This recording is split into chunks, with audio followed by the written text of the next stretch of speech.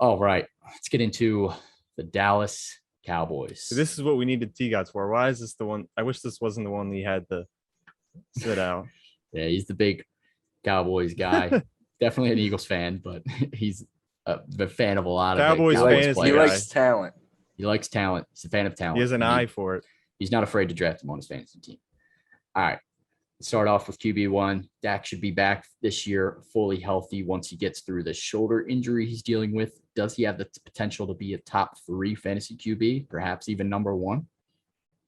Yeah. I wouldn't go that far to say number 1. I'm not the biggest fan of Dak, but like the numbers don't lie. The first we heard you. 4 weeks last year, he was like number 1 by a landslide. But I just think the injury kind of it like holds him back a little bit. I don't know. I might be crazy for thinking that, but if he's finishing top 3, I think he'd finish 3 just because Josh Allen is levels above him, and then there's Mahomes. Who? Kyler Murray.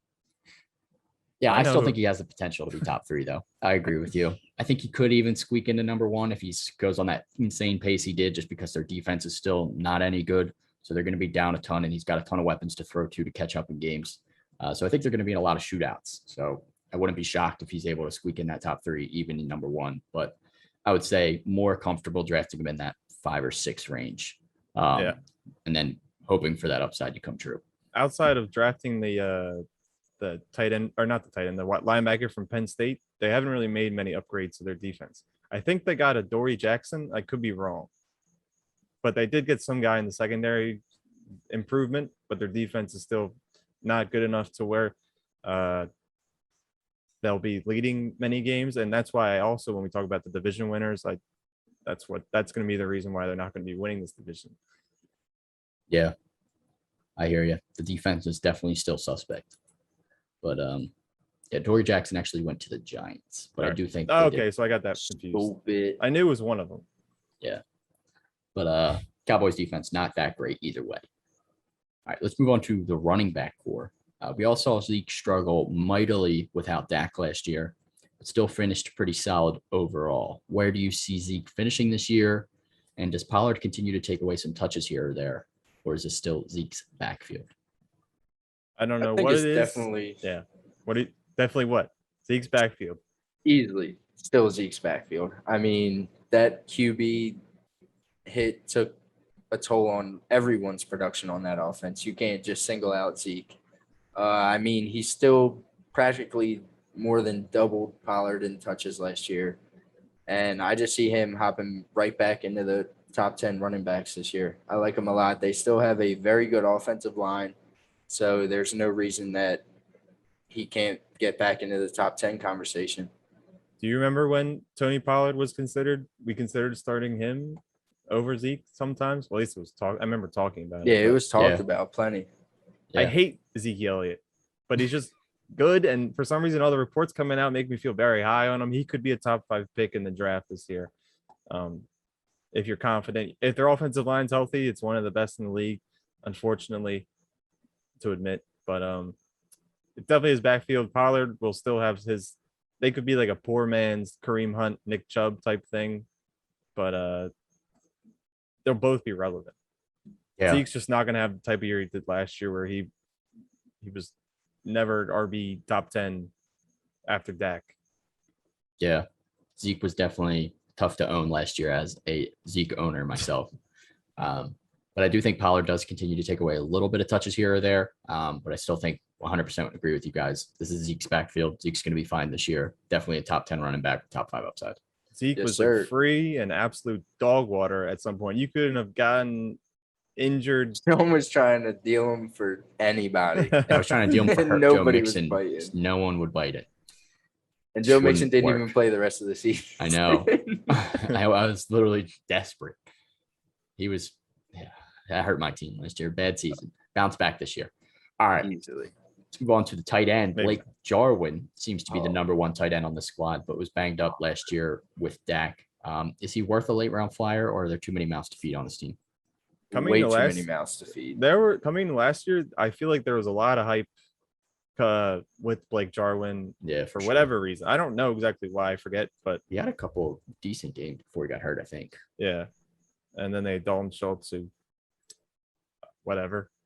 But yeah, I think he's worth the flyer. I don't know if I have him ranked top 20, but there may be too many mouths to feed. Yeah, I don't even have him top 20. There is. Yeah, there's a lot of mouths to feed on that team. Yeah, definitely.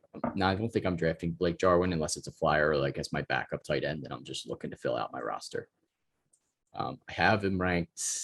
I don't even know where I have him ranked, dude. Blake Jarwin. I don't even have him ranked inside the top 20. I got him at 25. Not worth looking at. I think he's a tight end two at best, but he could still have some sneaky upside, but not worth it. Dalton Schultz is still going to be involved too, so too many mouths to feed. It's like option number 6 on this team. So, all right, let's get into some cap or no cap. Talk about the wide receivers here. Cap or no cap, Ceedee Lamb is the wide receiver 1 on this team and should be drafted as a top 12 wide receiver. Cap or no cap? Cap. I'm still drafting Cooper ahead of him. They both should be drafted as top 15 wide receivers. For sure. He had an 18% target share last year, and that's with Dak out after 6 weeks. I do have high hopes for him this year, though. I don't want to sound like I'm not a fan of him. I don't know if he's going to be the number 1 after this year, maybe another year or two. Cooper is getting old. But yeah, I'm drafting Cooper ahead still. Yeah, I agree with you as well. I'm taking Cooper over him. I'm going to say cap. I think he does have top 12 potential for sure. This offense, either of them could be a top 12 wide receiver. But I do still think Cooper's got a lot left in the tank. So that leads into the next cap or no cap. Amari Cooper still has plenty left in the tank and still should be a top 15 wide receiver.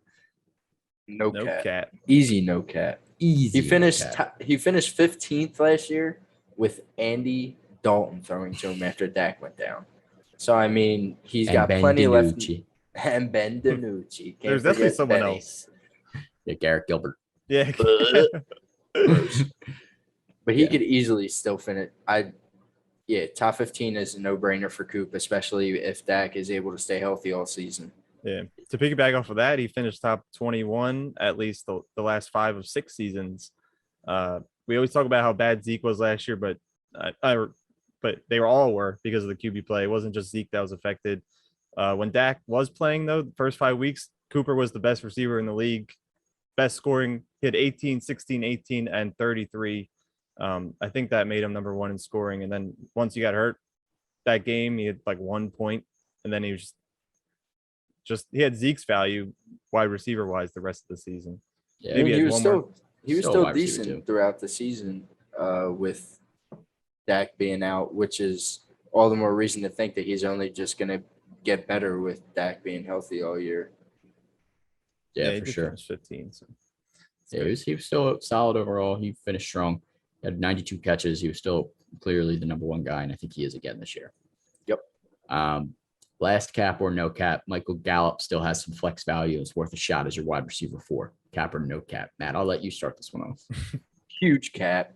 If you watch the podcast, preseason podcast at all last year, I had Michael Gallup as my MVP, most valuable pick. I couldn't have been more wrong. He was basically useless aside from maybe like 2 or 3 weeks last year. I was starting him just in hopes that he would even catch the ball because Ceedee Lamb broke out of nowhere. I mean, we knew he had talent, but didn't know that he was going to take over the number 2 role just like that. And Coop, like we said, is still a top 15, top 20 wide receiver. And I just don't see Gallup getting the type volume that he needs to produce wide receiver 4 or flex numbers. Yeah, you stole like every word out of my mouth. The only thing I will say, devil's advocate, is it's his contract year, so maybe he'll play out of his. He just has to hope he gets the ball. But he was dropping a lot. He dropped a lot. Maybe it was one of the Eagles games in the end zone. He got targeted so many times in the end zone, just did not catch a single ball. Yeah, I'm saying cap. I don't think he has that much flex value. I mean, I'd draft him as like a wide receiver 5, as like a late round flyer, just in case if Ceedee or Amari Cooper goes down, he could easily be a solid flex. But We're not Too much hoping risk for for me. injuries. Not hoping for Never. injuries ever. So, not drafting Michael Gallup in most leagues. All right, let's get into favorite targets and bold takes. Q, you can start us off. What do you got? Favorite target is the Amari Cooper. Might be obvious. He might be the second best player on this team. No, positional player that's not quarterback. So it would be Dak, Zeke, Amari Cooper. He finished top 10. Big three. He finished wide receiver 10 in 2019 with his first full season with Dak. And he was on pace to probably be the best receiver last year before Dak got hurt. So what's there not to maybe invest in some more into Amari Cooper if Dak's healthy and Amari Cooper can stay as the number one wide receiver on that team? I don't know where he's being taken right now, but it's probably in a good spot because maybe a week or two, he just got taken off the PUP list. So people were worried about an injury that he had or surgery or something, but he's going to be a good pick. Yeah, I agree. Draft Coop. What do you got, Agreed. Matt? All right. So you guys gave me a little insight on this bold take, and it might be a little too conservative now that he mentioned it, but I'm going to stick with it. I believe Coop and Ceedee both finished in the top 20 wide receivers this year. Like I said, Coop finished 15th last year with horrible QB play after Dak went down, and Ceedee finished 22. So, I mean, they could both easily finish top 15. If Dak can stay healthy, Dak is a very good talent. He has all the potential in the world to just unleash these guys' potential, especially.